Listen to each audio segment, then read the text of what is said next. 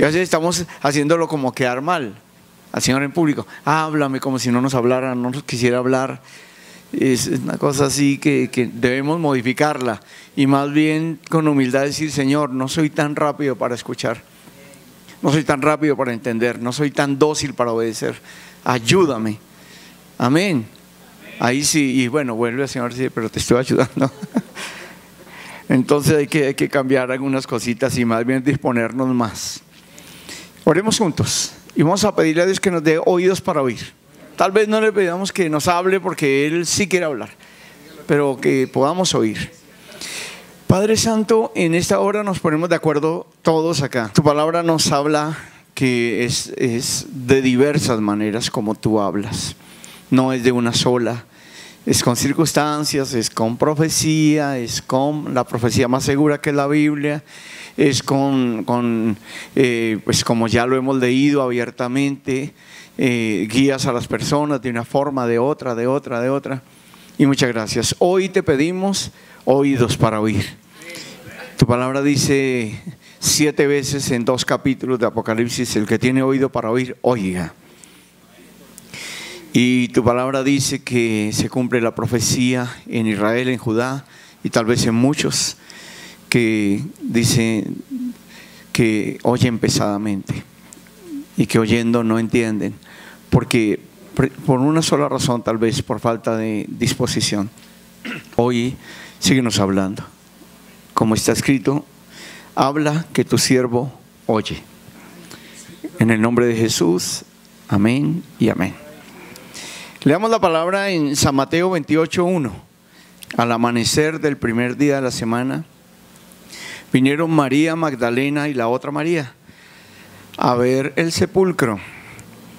Y hubo un gran terremoto, porque un ángel del Señor descendió del cielo y llegado removió la piedra y se sentó sobre ella.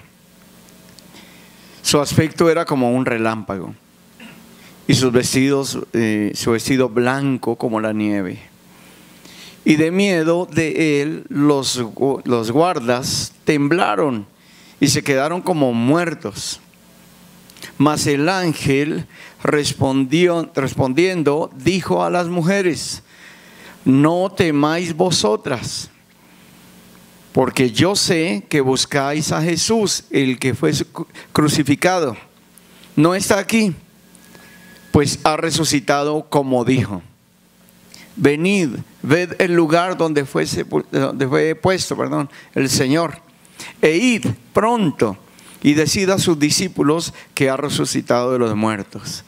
Y he aquí que va delante de vosotros a Galilea, allí le veréis. He aquí os lo he dicho. Entonces ellas, saliendo del sepulcro con temor y gran gozo, fueron corriendo a dar las nuevas a sus discípulos. Y mientras iban a dar las nuevas a los discípulos, he aquí que Jesús les salió al encuentro diciendo: salve. Y ellas, acercándose, abrazaron sus pies y adoraron. Entonces Jesús les dijo: no temáis, id, dad las nuevas a mis hermanos, para que vayan a Galilea, allí me verán. Gracias Dios por esta palabra. Estamos hablando de una de las cosas más maravillosas que han sucedido en la historia. Porque si nos ponemos a pensar, mis amados, en la experiencia tan impresionante que tuvieron los discípulos de Jesús, del Señor, especialmente los 12, y bueno, en general muchos más que él discipuló.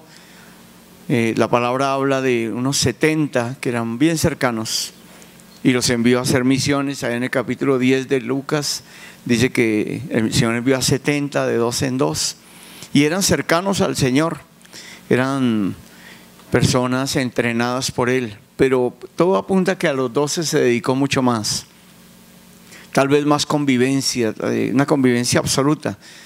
¿Qué significa? Día y noche con Él. Una escuela, como un internado, pero es una cosa maravillosa. Y sin duda podemos hoy entender que la experiencia de ellos debió ser una cosa impresionante, estar con Dios hecho hombre, con el Mesías, el Señor, y Él en su carácter tan maravilloso les enseñó. Pero eso que estamos leyendo es más maravilloso. Es más porque ya a estas alturas, por lo menos debería haber terminado la incertidumbre, debería haber terminado cualquier inseguridad, cualquier lucha, porque no hay duda que muchos de los discípulos del Señor tuvieron que haber luchado durante los 3 años y tal vez un poco más de 3 años que lo siguieron. ¿Por qué? Porque a él lo descalificaba la gente, decía que era un impostor, que era un charlatán. De hecho, hubo tanta guerra que la gente que se identificaba con él después de cierto tiempo, cuando él ya fue más conocido, la gente que se identificaba con él era expulsada de las sinagogas. Y eso era fuerte. Eso es mucho más que hablar en nuestra cultura de ser excomulgado, mucho más. Era un rechazo social impresionante, era prácticamente ser descalificados como por Dios, pues, porque se supone que el judaísmo representaba a Dios de una forma muy directa. Entonces, ser expulsados, tuvo que haber habido mucha lucha en el tiempo donde ellos eran entrenados por el Galileo, por el Señor, el hombre de carne y hueso. Por cierto, tal vez no muy pudiente, tal vez no muy docto. La Biblia dice que él no estudió. Con esto no se puede hacer doctrina de que todo el que sigue a Dios no debe estudiar, pero él en particular, seguramente hubo mucha guerra alrededor de él, muchas cosas, pero él venía con un propósito muy claro. Él sabía que su vida era de 33 años, él lo sabía. Por eso su inversión de tiempo fue en lo que era prioridad para él. No estaba ahí a los 30 como diciendo qué empresa voy a poner, qué voy a estudiar, o voy a hacer esto, o voy a especializarme en aquello. Él giró alrededor de la prioridad de su vida, que es el plan de salvación, ejecutarlo, consumarlo, llevarlo a un término feliz. Y eso que acabamos de leer ya no corresponde a esos 3 años largos donde ellos anduvieron con alguien que generaba dudas y el Señor era objeto de mucha controversia, de muchas opiniones, pero ya no, o por lo menos así debería ser. Leyéndolo nos damos cuenta que no llegó a ser por un momento como debería ser. ¿A qué me refiero? A la certidumbre, a la seguridad. Pero bueno, es que ya leímos, y fue clara la lectura. Recién unas mujeres acaban de darse cuenta que resucitó. Y tiene una experiencia impresionante, ven un ángel impresionante. Y cuando reciben la noticia de que Él resucitó, en ese momento entienden lo que el Señor había dicho. Así lo dice la palabra, tal vez no acá, pero sí en varios textos. Dice que cuando vino la noticia de que resucitó, solo en ese momento entendieron las veces que Él dijo, voy a resucitar. Así está escrito, así de sencillo. Dice, esto era lo que decía, porque para ellos era un tema totalmente imposible de digerir, de procesar, que resucitar, como así. Y más que había una influencia de un grupo que llevaba ya 400 años influyendo, diciendo no existe resurrección. No existe resurrección. Los saduceos decían eso no existe, eso es una farsa, eso es una mentira. Y ellos eran duros y era un grupo influyente, fue un grupo influyente por 400 años. Imagínense que el Señor diga va a resucitar, eso no era tan fácil para ellos entender esa información. Pero cuando resucitó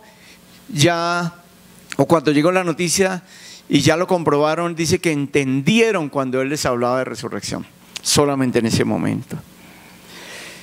Y lo que estamos viendo es una nueva etapa, el inicio de la etapa del Cristo resucitado.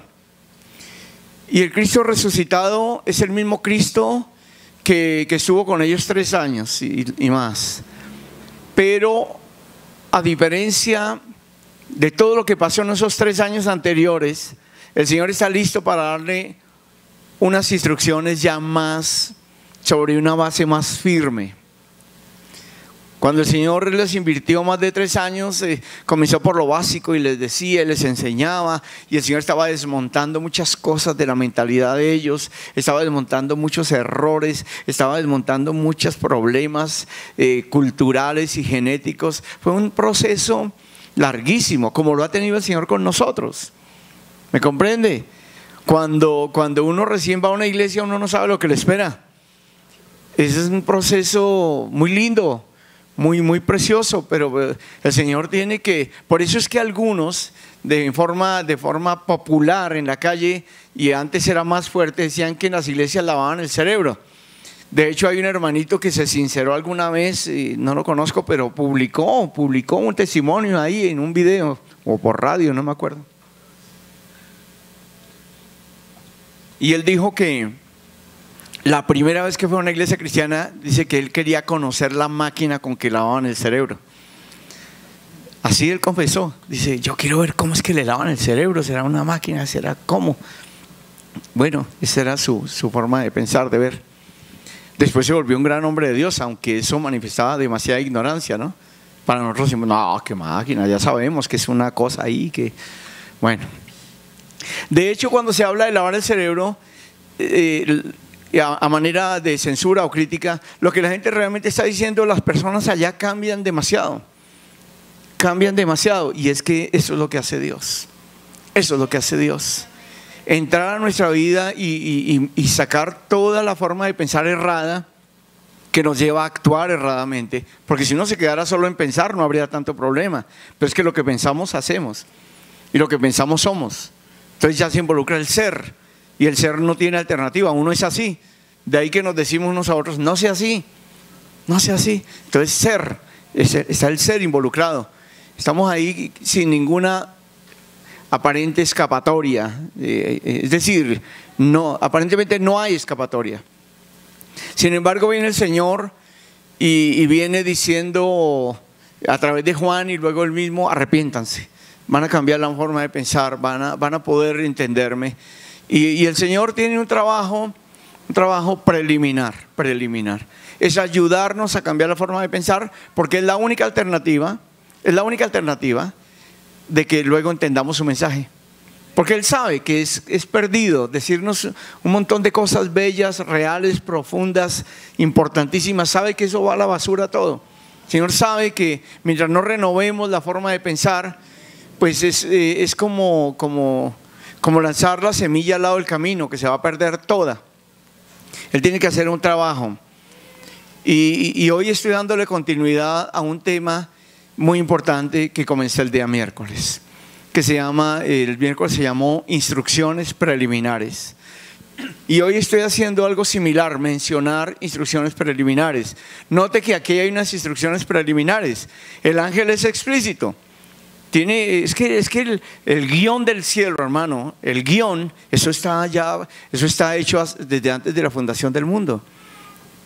Eso no es ninguna improvisación, eso no es ninguna cosa por ahí que el ángel se le ocurrió hablar porque tiene poder, entonces se le salió a hablar cualquier cosa. Sino que el ángel va ahí con propósito. Note la diferencia astronómica entre lo que sucede con el impío y lo que sucede con el creyente. El impío queda como muerto. El ángel viene, tremendo terremoto. La palabra de Dios dice que habían puesto bastantes guardias ahí porque vino un endiablado. De los endiablados que intuyen las cosas, son intuitivos. Y un endiablado le dice a un gobernante: ponga buena guardia ahí en esa tumba, porque esos discípulos son locos. Capaz que sacan el cadáver y después andan diciendo que resucitó. Mire cómo el diablo va adelante y los que vamos un poco lentos somos nosotros. Y el diablo se las inventa como para ir menoscabando antes que suceda. Es impresionante. Ese es el modo de operar del diablo, para que sepa. Él no espera que usted reciba la buena noticia, la bendición, la palabra de Dios que le va a dar. Él va antes y primero debilita eso. Y entonces pone un poco de guardias ahí como muy especiales, los más robustos. Dice la Biblia que pusieron buena guardia solo por pensar una cosa absurda que solo se le ocurre al diablo. Se van a robar el cadáver y después van a contaminar al mundo diciendo que resucitó. Y viene el ángel, ¡parra! Y desciende y tremendo terremoto, hermano. Y quedaron como muertos, paralizados. ¿Sí me entiende? Lo acabamos de leer. Eso no es.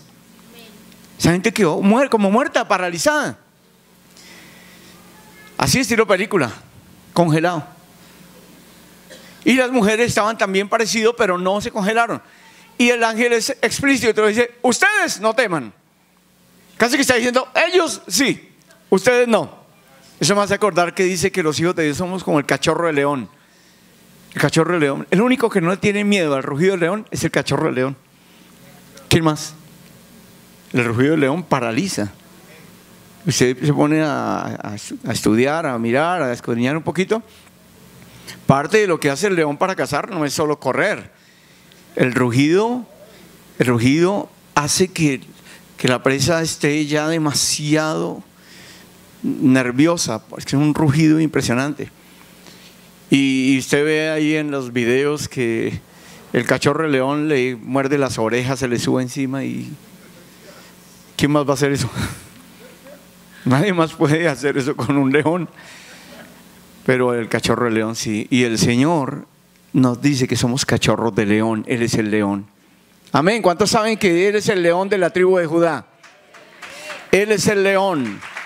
Y nos dice que nosotros somos como cachorros de león. Y ¿sabe qué dice la Biblia? Que aunque haya una cuadrilla de cazadores, el león dice que está tranquilo, se sienta. Y no se deja espantar de nada ni de nadie, porque sabe y conoce su fuerza. Muy bien. Estamos viendo aquí instrucciones preliminares de la nueva etapa. Y esto me gusta decirlo, porque coincide con algo que está pasando con nosotros. Yo creo que soy más consciente que nadie aquí de lo que es la vieja etapa y la nueva etapa. Y estamos con esas instrucciones. Entonces vuelvo al punto. El ángel es explícito, dice, trae un mensaje, dice: digan a los discípulos que Él resucitó y que va delante de ustedes a Galilea, que vayan a Galilea, que ya lo ven. Y listo, ellas salen, no necesitaban nada más, salieron gozosas, pero aún así viene un refuercito. Van corriendo y ya no es el ángel sino el Señor. Se les pone en el camino. Ay, qué bello, qué bello. ¿Cuántos alaban a Dios por esa forma de operar? Alábelo, porque si lo alaba, le va a pasar a usted también. No solamente el ángel, no solamente el hermanito, el profeta, la predicación, sino que es una forma de operar de Dios cuando estamos en el centro de su voluntad. Es que no estaban por allá cazando mariposas, ni tomando el evangelio como una excusa para prosperar solo materialmente, o distorsionando como los fariseos, con buena voluntad o mala, o como todos esos grupos que hubo antes del Señor, que lo único que hicieron fue con buena o mala intención, pero descuidadamente desviar la verdad de Dios y tener la gente contaminada cuando el Señor intervino en la tierra. La tenían contaminada, totalmente errada, y de tal forma que les costaba entender a Jesús. Por eso el Señor envía a uno solo a prepararle el camino. Envía a Juan y dice: vaya, prepáreme esta gente. Y Juan no se pone allá con cosas, y que es lo único que dice: ¿sabe qué? No hay otra sino cambie la forma de pensar toda, porque viene el reino. Se acerca el reino, viene el Mesías, viene la salvación. Entonces el ángel les dice un mensaje, y viene Jesús, el Dios hecho hombre, y les dice lo mismo. Dice: no temáis vosotras, id y dad las nuevas a mis hermanos, y díganles que voy a estar en Galilea y que allá los espero. Esto, repito, instrucciones preliminares que tienen que ver con el cómo, el dónde, el cuándo, dónde estar ubicados, qué va a pasar. Y esto es apenas lógico, es apenas obvio, como cuando la gente hace convocatorias a los que tienen ciertas funciones. a los que tienen cierta profesión. Entonces puede venir un anuncio que viene para ellos una actualización, viene para ellos una especialización. Pero no ha pasado nada. Dice, allá les vamos a dar instrucciones. Entonces las preliminares tienen que ver con cosas aparentemente muy sencillas. Y son sencillas, pero al mismo tiempo son importantes. Esas son las instrucciones. Como cuando, bueno, gracias a Dios, usted está aquí en esta mañana. Porque Dios le ha dicho, ve que allá te voy a hablar. Ve que allá te voy a dar instrucciones. Usted vino a eso. De hecho, deberíamos venir a todos los cultos así. Y no solo a los cultos, sino a un devocional privado o en familia. Cuando leemos la palabra, deberíamos estar más receptivos a las instrucciones. Porque hay un Dios que ha estado empeñado desde el principio de la creación del hombre y desde la caída, ha estado empeñado en volver a tener cercanía con el hombre. Está el Señor totalmente comprometido con el rescate nuestro. Totalmente. Y Él pide permiso, a gritos, pide permiso de forma muy insistente. Déjame guiar tu vida. Déjame ser tu Señor. Déjame decirte cómo es. Imagínense, eso es de forma sencilla, mis hermanos, lo que Dios quiere hacer.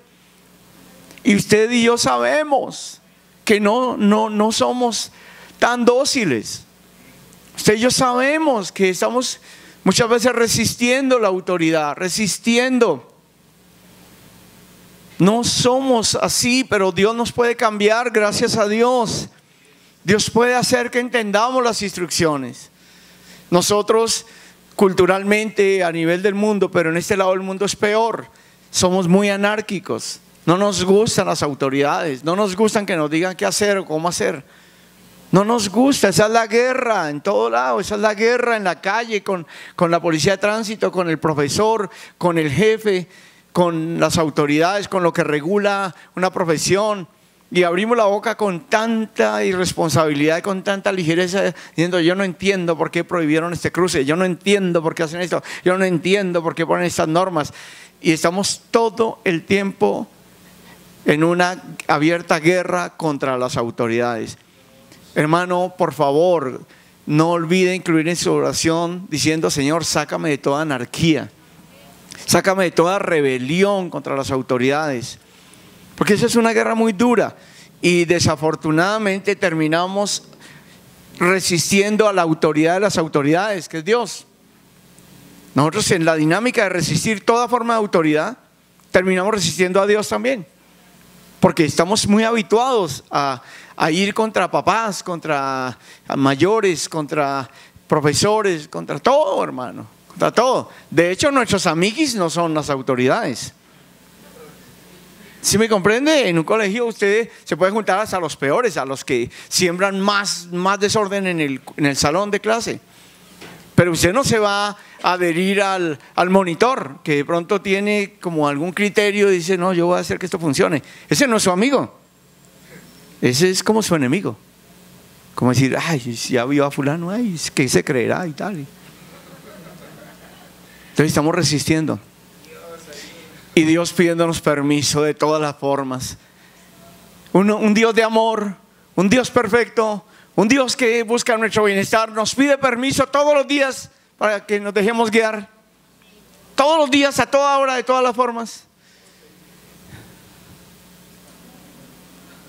¿Y usted? ¿Por qué no hace una cosa? ¿Se acuerda de todo lo que se ha luchado con los demás? A ver si usted pone más suavecito. Porque usted también se agarra la cabeza y dice, ¿cómo le digo? Y usted se quedó en la conferencia, ¿no? El sermón, el famoso sermón. Si yo lo estoy haciendo por su bien. ¿Y usted por qué no aplica lo mismo? Y eso que usted es imperfecto, y eso dice que busca el bien de todos. Está por verse. Pero Dios sí. Dios sí busca el bien de todos. Sería fácil tirarse al piso y decir, Señor, hágase conmigo como tú quieras. Hace poco veíamos a María, una niña de 14, 15 años, cuando el ángel le dice, vas a quedar embarazada sin que intervenga un ser humano y el Mesías va a estar en tu vientre.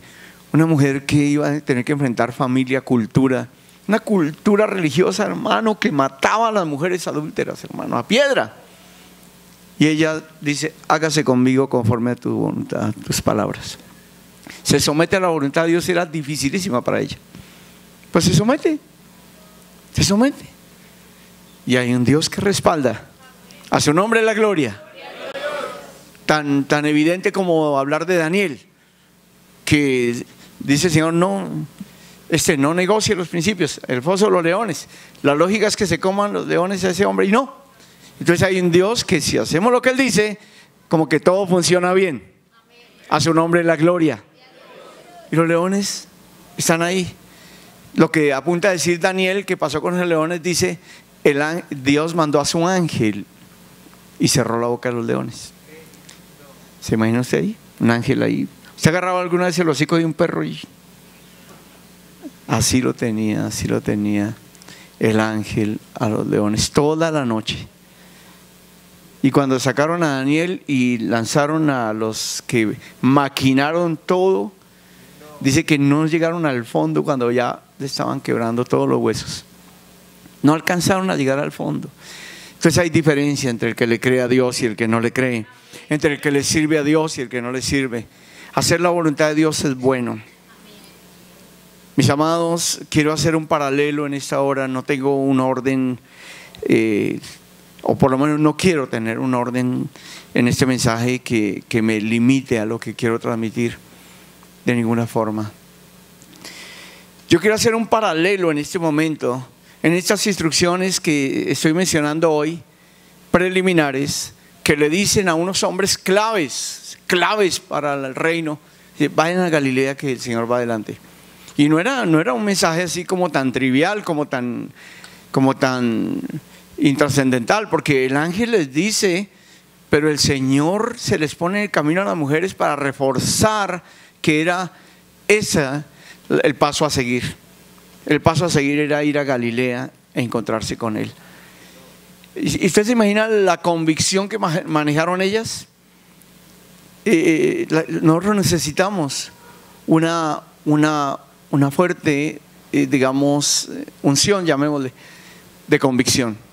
Porque nosotros no podemos decir y transmitir las verdades con duda, con decir: mira, no sé, tal vez es así, o a veces usamos esas palabras, pero en lo que son verdades hay que tener una seguridad. Yo quiero también que pensemos por un momento la convicción que ellas tenían cuando ya se reúnen con ellos.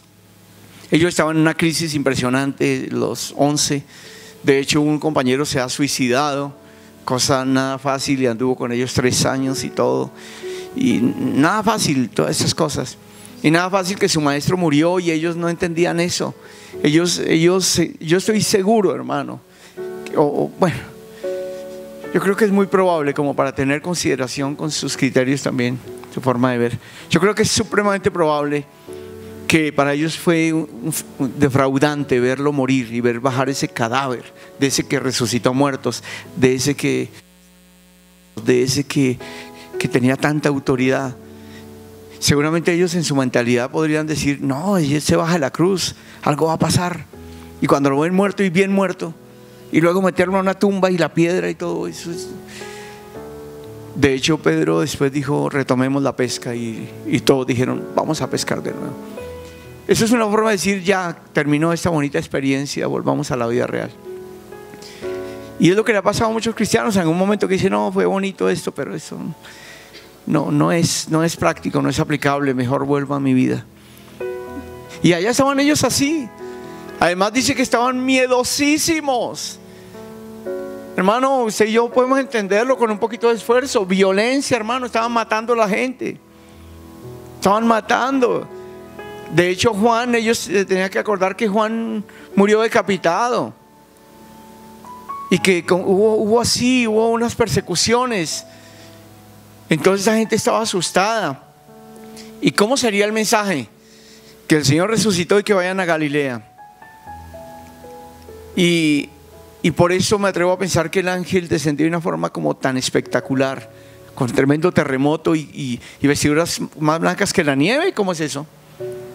Como la nieve. Eso es muy blanco. Y fuera de eso, las instrucciones tan explícitas. Díganle que vayan a Galilea, díganle a los discípulos que vayan. Y luego el Señor en el camino, hermano. Ay, qué lindo es Dios cuando quiere algo. Cómo actúa de perfecto. Se les pone en el camino y les dice: díganles por favor que vayan a Galilea, que allá los espero, allá me verán, allá los veré. Yo estoy seguro que muchos de nosotros estamos llegando a un punto de que termina una página, se cierra una página de la historia de nuestras vidas con Dios. Se está cerrando. De hecho, como iglesia, aún le pido a Dios que los nuevos entiendan esto que estoy diciendo. Se está cerrando una página. Se está cerrando bien cerrada, hermano. Bien cerrada. Y se abre otra, nuevecita. ¿A quién no le gustaba en la escuela, en el colegio, pasar la página y abrir una nueva? No, dan ganas de ir a la nueva siempre. Y aquí estamos para comenzar a escribir una nueva historia. Y es una nueva etapa totalmente diferente. Ellos se les cerró una etapa, tal vez con un poquito de confusión, pero por culpa de ellos, no de Dios. Se cerró una etapa aparentemente con fracaso, con la muerte de su Señor, el asesinato de su Señor, la muerte, y de una forma con burla, con escarnio. No murió de cualquier manera, no murió como otros mártires que se ve la gloria de Dios de ellos en la muerte. No fue así con el Señor, no fue así. Él murió como con una derrota demasiado marcada. Golpes, látigo, burlas, le escupían, lo desnudaron, cosa tan vergonzosa para cualquier adulto, a un niño también. Pero un adulto no es como lo pintan, con algo aquí. No, hermano, él lo desnudaron en público. Le quitaban sus vestidos, lo golpeaban, se burlaban de él, lo escarnecían, hermano. Entonces, yo quiero que usted se esfuerce y entienda este paralelo. Hemos terminado un proceso, estamos terminando un proceso, yo lo estoy terminando, y sé que muchos también, donde sí, si hacemos como una equivalencia, como un paralelo, sí, algo parecido, un tiempo de entrenamiento para algo superior, para unas instrucciones superiores. Amén. Un entrenamiento. ¿Usted se imagina que el Señor hubiera arrancado así acá, que esto fuera el principio? No funciona. Decirle a 11 hombres vayan a Galilea, no funciona. Pero ellos ya tenían todo un trabajo hecho por Dios en el corazón. Dios había trabajado con ellos fuerte durante todo ese tiempo, fuertísimo. Ellos ya saben, ellos ya entienden. Por más de que tengan incertidumbre, dudas y miedo, no son 0 kilómetros, no están sobre nada. Tienen una base, tienen una experiencia profunda con el Señor. Y el Señor les dice: vamos a la segunda etapa. Vamos a la segunda etapa. Pedro, imagínense, nada más hablar de Pedro, y así podríamos hablar de todos. Hablar de Pedro es hablar de algo típico, tipológico. Es una tipicidad, como se habla en el derecho. Una tipicidad, son conductas típicas. Y lo de Pedro es típico, y nosotros nos hemos identificado. Porque es que Pedro, guardando su vida, hizo algo, lo negó 3 veces. No han pasado muchos días, de hecho 2 días, 3 días han pasado, y ahí está Pedro sabiendo que lo negó. Y lo peor que de todo no es que lo negó como el Señor se lo anunció, sino que cuando lo negó la tercera vez estaba lo suficientemente cerca, y Jesús lo miró, y él lo miró, y Jesús se dio cuenta ya de forma personal cómo lo negó la tercera vez, que fue la más grotesca de todas, cuando comenzó a usar malas palabras para convencer a los soldados de que él no andaba con Jesús. Porque la segunda vez que dijeron: este sí andaba porque habla como él, dice que de inmediato cambió el lenguaje y comenzó a hablar de otra forma. Y la tercera vez que lo negó es diciendo cosas muy feas, muy grotescas, para convencerlos de que no se lo llevaran, de que no lo mataran, porque él no andaba con ese Jesús. Imagínense que le digan a una persona así: oiga, que el maestro resucitó, que venga. Entonces es probable que estemos también con algo de ese sentir, de ese síndrome, si queremos decirle. Es posible que también muchos de nosotros tengamos un sentido de culpa bastante fuerte, bastante fuerte. Y viene el llamado, y Dios le dice: voy a decirles algo, les voy a dar instrucciones, tremendas instrucciones. Ya lo leímos, ¿verdad? El ángel dice: vayan allá. Jesús dice: díganles que vayan. Otro texto muy hermoso, demasiado lindo. El Señor le dice, otro texto que lo narra de otra forma, porque eso tiene la Biblia, que son diferentes ángulos para que no se pierda detalle de las cosas majestuosas. Otro texto de otro evangelio dice que el ángel dijo: díganle a los discípulos y a Pedro que los espera en Galilea. Mire, ese es el más clave de todos, porque donde no diga con nombre propio, Pedro no va jamás. Pedro se siente excluido, como es lógico, como es natural. Él diría: no, estará llamando a todos menos a mí, que lo negué, que lo traicioné de forma horrible. Por eso es que la Biblia es demasiado libro tan bello, demasiado manual hermoso. Díganle a los discípulos y a Pedro. ¡Ah, qué cosa bella! Entonces, cuando me imagino esas mujeres le dijeron, y el Señor que se me apareció dijo que todos, y Pedro también. Ya es una cosa bella, ya es una cosa hermosa, la sanidad, el control que Dios tiene de todas las cosas, el conocimiento previo que Él tiene de todo. Él no está sorprendido por nada. El mismo Señor le dice a Pedro, cuando Pedro dice: ¿de qué me hablas? Señor, dice: me vas a negar 3 veces. Y Pedro dice: ¿qué le pasa? ¿Por qué me maldice? ¿Cómo se le ocurre si yo soy el más fiel, el más cercano? Y jamás lo haría. Y el Señor dice: Pedrito, Pedrito, Pedrito. 3 veces antes que cante el gallo. Y ahí está. Pero el Señor ya... Pedro tal vez no entendió cuando el Señor le dijo: vas a ser zarandeado. Y se refería a eso, a la negación. Dice: pero una vez vuelto, confirma a tus hermanos.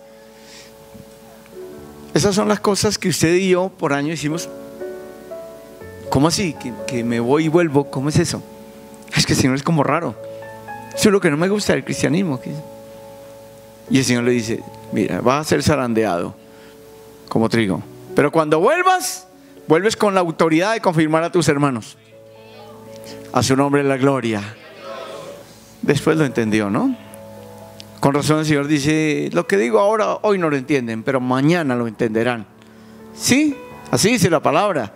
Entonces más vale que nosotros seamos más tranquilitos y no seamos como tan apresurados diciendo: no entiendo eso, ni me gustó.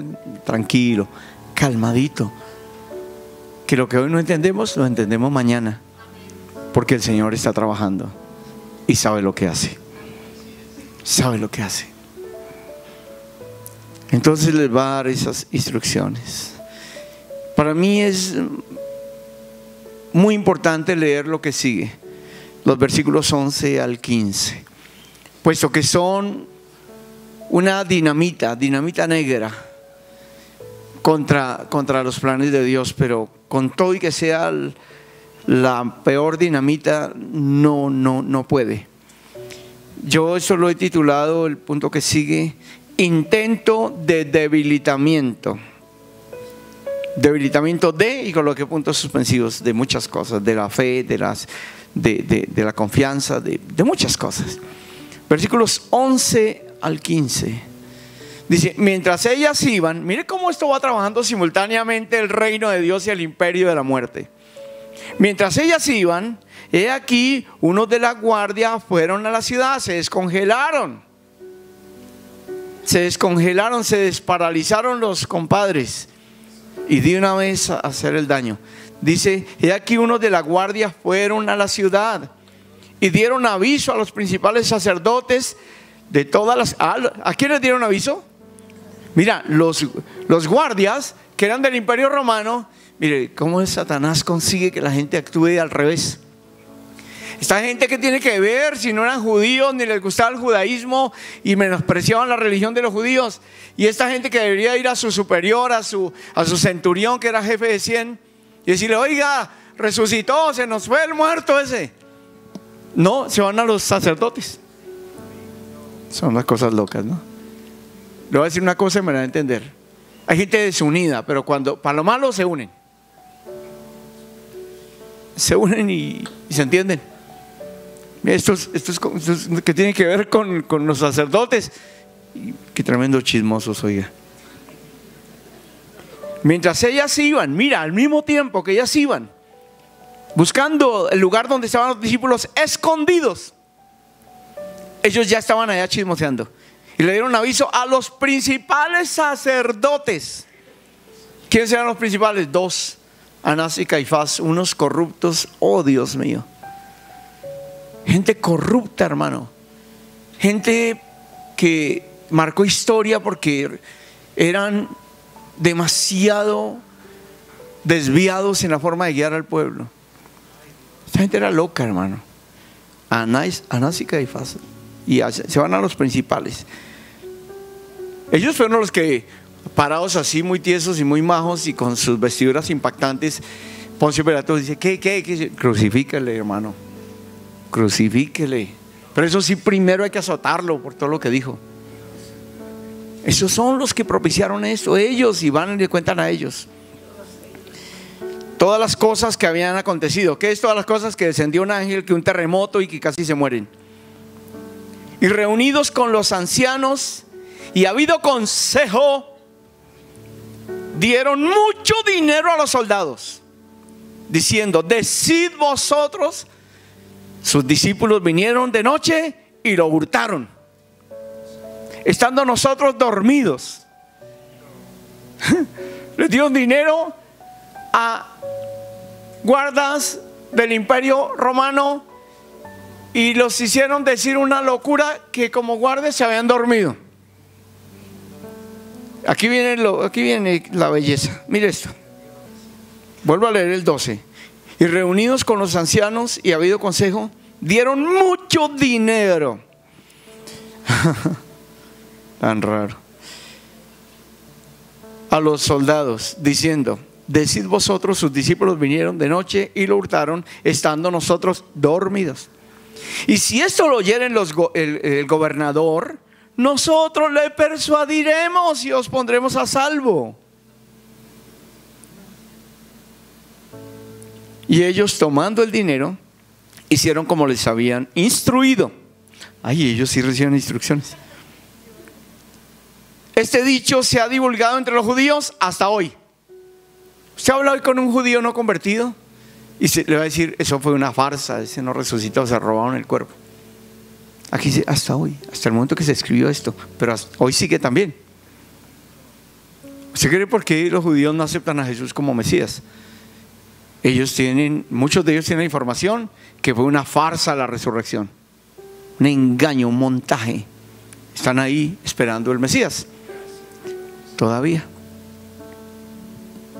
Pero imagínense lo que es el Dios dinero. Imagínense lo que era corrupción a todo nivel.